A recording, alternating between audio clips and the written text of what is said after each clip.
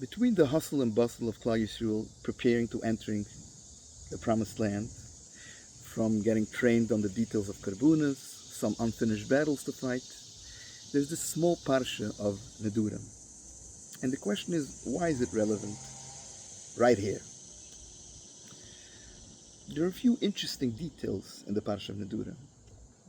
The phrase, Lo yachal devuroi, do not violate your words. Now we understand that if we promise to do something, we have to follow through.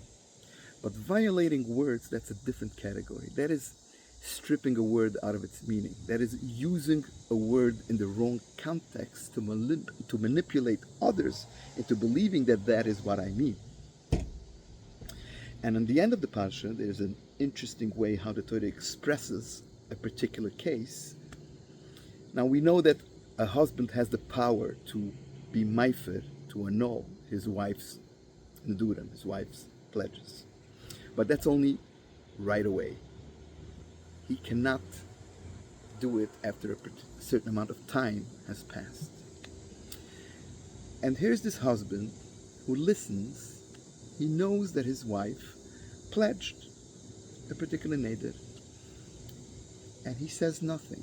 He's quiet, giving her the impression that he's okay with it. And after the time has passed, he turns back the clock and says, no, I don't want it. I want to be meifer. The Torah tells him, V'nusu avoina, you will carry her sin. Because what he's doing, he's making her believe. He's manipulating her into the assumption that her neder is already off, because my husband just annulled it.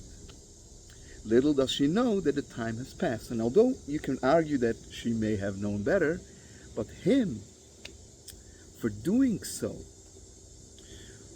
for manipulating the narrative, lo yachal devura, do not violate the word, the term, the narrative, the truth, the piece of history, into making others believe that this is the case by false associations.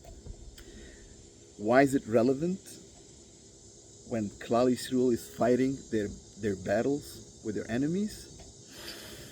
In today's days, I don't think we need to ask that question.